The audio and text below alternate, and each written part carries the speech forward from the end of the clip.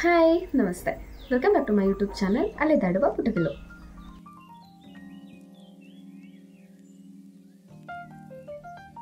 ನಾನಿವತ್ತು ಪರಿಚಯ ಮಾಡಿಕೊಡ್ತಾ ಇರೋ ಪುಸ್ತಕ ಅಗೋರಿಗಳ ನಡುವೆ. ಈ ಪುಸ್ತಕದ ಲೇಖಕರು ಬಂದು ಸುರೇಶ್ ಸೋಮಪುರ. ಕನ್ನಡಕ್ಕೆ ಇದನ್ನು ಅನುವಾದ ಮಾಡಿರೋರು ಎಂ.ಇ. ನಾಗರಾಜ್ ರಾವ್ ಅಂತ. ಈ ಪುಸ್ತಕದ ಬೆಲೆ ಬಂದು 195 ರೂಪಾಯಿ. ಅಂಕಿತ ಪುಸ್ತಕ ಪ್ರಕಾಶನದಿಂದ ಪ್ರಕಟಣೆ ಆಗಿರೋದು.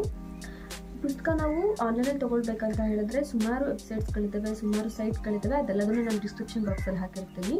ಇನ್ನು ಹೊರಗಡೆ ಅಂಗಡಿಗಳಲ್ಲಿ ತೊಗೊಳ್ಬೇಕಂತ ಹೇಳಿದ್ರೆ ಸ್ವಪ್ನ ಬುಕ್ ಹೌಸಲ್ಲೂ ಸಿಗುತ್ತೆ, ಅಂಕಿತ ಬುಕ್ ಹೌಸಲ್ಲೂ ಸಿಗುತ್ತೆ. ಇನ್ನು ಶಿವಮೊಗ್ಗದಲ್ಲಿ Prajna book house gallery, Diana book house ಗ್ಯಾಲರಿಲಿ ಕೂಡ ಸಿಗುತ್ತೆ. ನವ ಕರ್ನಾಟಕ ಪುಸ್ತಕ ಅಂಗಡಿ ಕೂಡ ಈ ಪುಸ್ತಕ ಲಭ್ಯ ಇದೆ. ನಮಗೆ ಅಗೋರಿಗಳ ಬಗ್ಗೆ ಒಂದು ಬೇರೆ ಥರನೇ ಆದ ಒಂದು ಒಪಿನಿಯನ್ ಇರುತ್ತೆ. ಎಸ್ಪೆಷಲಿ ನನಗಂತೂ ಇತ್ತು, ಬೇರೆಯವ್ರ ಬಗ್ಗೆ ಗೊತ್ತಿಲ್ಲ, ನನಗಂತೂ ಇತ್ತು. ನಾವೇನು ಅಂದ್ಕೊಂಡಿರ್ತೀವಿ, ಅವ್ರನ್ನ ನೋಡಿದ್ರೆ ಸ್ವಲ್ಪ ಫಸ್ಟ್ ಆಗೋದೇ ಭಯ. ಬಿಕಾಸ್ ಅವರು ಎಲ್ರಿಗಿಂತ ಸ್ವಲ್ಪ ವಿಭಿನ್ನ ಆಗಿರ್ತಾರೆ. ಜನರು ಕೂಡ ಅವ್ರು ಓಡಾಡೋಕ್ಕೆ ಇಷ್ಟಪಡಲ್ಲ. ಜನರಿಂದ ಸ್ವಲ್ಪ ದೂರ ಇರೋದಕ್ಕೆ, ಸಾಮಾಜಿಕ ಜನರ ನಡುವೆ ಅಥವಾ ನಮ್ಮ ನಡುವೆ ಇರೋದಕ್ಕೆ ಅವ್ರು ಇಷ್ಟಪಡೋದಿಲ್ಲ. ಮತ್ತು ನಾವೇನು ಅನ್ಕೋತೀವಿ, ಅಗೋರಿಗಳು ಅಂದ ತಕ್ಷಣ ವಾಮಾಚಾರ ಮಾಡೋರು ಜಾಸ್ತಿ. ಇದೇ ಥರ ಬೇರೆ ಬೇರೆ ಒಪಿನಿಯನ್ಸ್ ನಮ್ಮ ತಲೆಯಲ್ಲಿರುತ್ತೆ. ಅದೆಲ್ಲದಕ್ಕೂ ಈ ಪುಸ್ತಕ ಓದಿದ್ಮೇಲೆ ತುಂಬಾ ಬೇರೆ ಬೇರೆ ಒಪಿನಿಯನ್ಗಳು, ಅವ್ರ ಬಗ್ಗೆ ತುಂಬಾ ಇನ್ಫಾರ್ಮೇಷನ್ಸ್ನ ನಾವು ಈ ಪುಸ್ತಕದಲ್ಲಿ ತಿಳ್ಕೊಳ್ಬೋದು. ನನಗೆ ರವಿ ಬೆಳಗೆರೆ ಅವರ ಮಾಟಗಾತಿ ಪುಸ್ತಕ ಓದಿದಾಗ ಸ್ವಲ್ಪ ಅಗೋರಿಗಳ ಬಗ್ಗೆ ಒಂದು ಸ್ವಲ್ಪ ಗೊತ್ತಾಗಿತ್ತು. ಅದರಲ್ಲಿ ಒಂದು ಸ್ವಲ್ಪ ಬರುತ್ತೆ, ಅದು ಹಾಗಾಗಿ ಗೊತ್ತಾಗಿತ್ತು. ಅದು ಬಿಟ್ಟರೆ ನಾನು ಬೇರೆ ಯಾವುದು ಪುಸ್ತಕ ಓದಿಲ್ಲ ಅಗೋರಿಗಳ ಬಗ್ಗೆ, ಇದನ್ನೇ ಓದಿದ್ದು. ಇದರಲ್ಲಿ ಲೇಖಕರ ಅವ್ರ ನಡುವೆ ನಡೆಯುವಂಥ ಕೆಲವು ರೋಚಕ ಕಥೆಗಳನ್ನ ಇದರಲ್ಲಿ ತಿಳಿಸ್ಕೊಟ್ಟಿದ್ದಾರೆ. ಓದ್ತಾ ಇರ್ಬೇಕಾದ್ರೆ ಮೈ ಜಿಮ್ ಅನ್ನುತ್ತೆ, ಎತ್ತಿಗೆ ಬಿಡೋಣಪ್ಪ ಪುಸ್ತಕ ಕಂಟಿನ್ಯೂ ಮಾಡೋದೇ ಬೇಡ ಅನ್ನೋ ಸನ್ನಿವೇಶಗಳು ಕೂಡ ತುಂಬ ಬಂದಿದೆ ಈ ಪುಸ್ತಕದಲ್ಲಿ. ಅದೆಲ್ಲ ಓದಿದಾಗ ಸಾಧ್ಯನಾ, ನಿಜನಾ ಅನ್ನೋಂಥ ಒಂದು ಹೇಸಿಗೆ ಮನೋಭಾವನೆ ಕೂಡ ನಮಗೆ ಈ ಪುಸ್ತಕದಿಂದ ಪುಸ್ತಕ ಓದಿದಾಗ ಉಂಟಾಗುವಂಥ ಅನೇಕ ಸನ್ನಿವೇಶಗಳು ಇದರಲ್ಲಿದ್ದಾವೆ.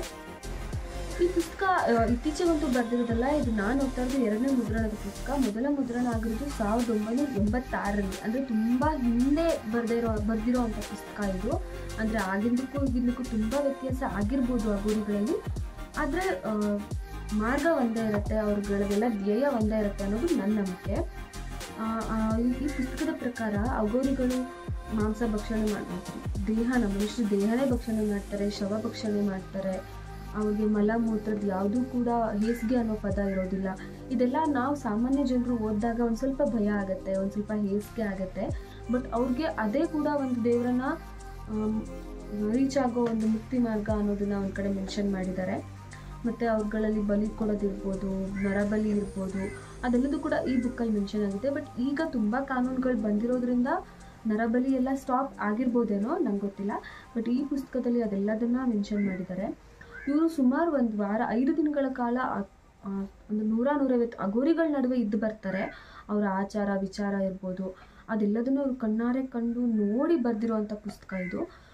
ಜೊತೆಗೆ ಒಂದು ಮೈ ನಡುಗಿಸೋದು ನಮ್ಮಲ್ಲಿ ಏನಿದೆ ಒಂದು ಕಲ್ಪನೆ ಅಂತ ಹೇಳಿದ್ರೆ, ನಾನು ರವಿ ಬೆಳಗೆರೆ ಅವರ ಬುಕ್ ಓದಿದಾಗ, ಮಾಟಗಾತಿ ಬುಕ್ಕಲ್ಲಿ ಓದಿದಾಗ ಏನಿತ್ತು ಅಂತ ಹೇಳಿದ್ರೆ, ಅವ್ರಿಗೆ ಲೈಂಗಿಕ ಕ್ರಿಯೆ ಬಗ್ಗೆ ಒಂದಿಷ್ಟು ನಮ್ಮಲ್ಲಿ ತಪ್ಪು ಕಲ್ಪನೆ ಇದೆ ಅಗೋರಿಗಳ ಬಗ್ಗೆ. ಬಟ್ ಇಲ್ಲ, ಅಗೋರಿಗಳು ಲೈಂಗಿಕ ಕ್ರಿಯೆ ಯಾವಾಗ ಮಾಡ್ತಾರೆ ಅಂದರೆ ಅವ್ರಿಗೆ ಸಾಧನೆಯ ಅವಶ್ಯಕತೆ ಇದ್ದಾಗ ಮಾತ್ರ. ಬೇರೆ ಟೈಮಲ್ಲಿ ಅವ್ರಿಗೆ ಅದು ನಿಷಿದ್ಧ ಆಗಿರುತ್ತೆ, ಅದು ಮಹಾ ಅಪರಾಧ. ಅಂದರೆ ಸಂಭೋಗ ಅನ್ನೋದು ಅವ್ರಿಗೆ ಅದೊಂದು ಕಾರಣ ಇಲ್ಲದೆ, ಅಂದರೆ ಒಂದು ಸಾಧನೆಯ ಕಾರಣ ಇಲ್ಲದೆ ಬೇರೆ ಟೈಮಲ್ಲಿ ಅವರು ಮಾಡೋ ಹಾಗೆ ಇಲ್ಲ ಅಗೋರಿ ಪಂಥದಲ್ಲಿ. ಅದು ಅವ್ರಿಗೆ ಪೂರ್ತಿ ನಿಷಿದ್ಧವಾದಂಥ ಕ್ರಿಯೆ ಆಗಿರುತ್ತೆ. ಸಾಧನೆ ಮಾಡುವಾಗ ಮಾತ್ರ ಅದು ಅವರು ಎಲ್ಲರ ಸಮ್ಮುಖದಲ್ಲಿ ಬಹಿರಂಗವಾಗಿ ಮಾಡುವಂಥ ಕ್ರಿಯೆ ಆಗಿರುತ್ತೆ ಅದು. ಅದೆಲ್ಲ ನೋಡಿದಾಗ ಭಯ, ಸಾಮಾನ್ಯ ಜನರಾದ ನಮಗೊಂದು ಸ್ವಲ್ಪ ಭಯ ಹುಟ್ಟುತ್ತೆ. ಮತ್ತು ನಾವು ಅನ್ಕೋತೀವಿ ಎಲ್ಲರೂ ಕೂಡ ಕೆಟ್ಟವರು ಅನ್ನೋ ಒಂದು ಭಯ ಇರುತ್ತೆ, ಅವ್ರು ನೋಡೋಕ್ಕೆ ಹಂಗಿರ್ತಾರೆ ಅಂತ. ಬಟ್ ಇಲ್ಲ, ಅವರಲ್ಲಿ ಅತಿ ಹೆಚ್ಚು ಓದಿರುವಂಥ ಡಾಕ್ಟರ್ಸ್ ಇರ್ತಾರೆ, ಇಂಜಿನಿಯರ್ಸ್ ಇರ್ತಾರೆ. ಅಂಥವರೆಲ್ಲ ಅಗೋರಿಗಳಾಗಲಿಕ್ಕೆ ಅಂತ ಒಂದು ಮುಕ್ತಿ ಮಾರ್ಗ ಹುಡ್ಕೊಂಡು ಹೋಗಿರ್ತಾರೆ. ಇಲ್ಲೂ ಕೂಡ ಅವರಲ್ಲೂ ಕೂಡ ಒಂದು ತುಂಬ ಕನ್ಫ್ಯೂಷನ್ಸ್ ಇದೆ. ಯಾವುದ್ರ ಬಗ್ಗೆ ಅಂತ ಹೇಳಿದ್ರೆ, ಆತ್ಮಗಳ ಬಗ್ಗೆ ತುಂಬ ವಿಜ್ಞಾನದ ಉದಾಹರಣೆಗಳನ್ನ ಕೊಟ್ಟು ಲೇಖಕರು ತುಂಬ ಅಚ್ಚುಕಟ್ಟಾಗಿ ವಿವರಿಸಿದ್ದಾರೆ. ಅಗೋರಿಗಳು ಅಂದ್ಕೊಂಡಿರೋ ಆತ್ಮಗಳೇ ಬೇರೆ, ರಿಯಾಲಿಟಿನೇ ಬೇರೆ ಅಂತ. ಆತ್ಮಗಳಿಗೆಲ್ಲ ಹೆಸರಿರಲ್ಲ, ಅದು ಒಂದು ಜೀವಕ್ರಿಯೆ ಹೌದು, ಬಟ್ ಅದಕ್ಕೆ ದೇಹಕ್ಕೆ ಮಾತ್ರ ಹೆಸರಿರುತ್ತೆ, ಆತ್ಮಕ್ಕೆ ಹೆಸರಿರಲ್ಲ ಅಂತ ಲೇಖಕರ ವಾದ. ಆದರೆ ಅಗೋರಿಗಳ ಪ್ರಕಾರ ಆತ್ಮಕ್ಕೂ ಹೆಸರಿರುತ್ತೆ, ಆ ಹೆಸರಿನಿಂದ ಕರೆದ್ರೆ ಆತ್ಮ ಬರುತ್ತೆ ಅನ್ನೋದು ಅಗೋರಿಗಳ ವಾದ ಆಗಿರುತ್ತೆ.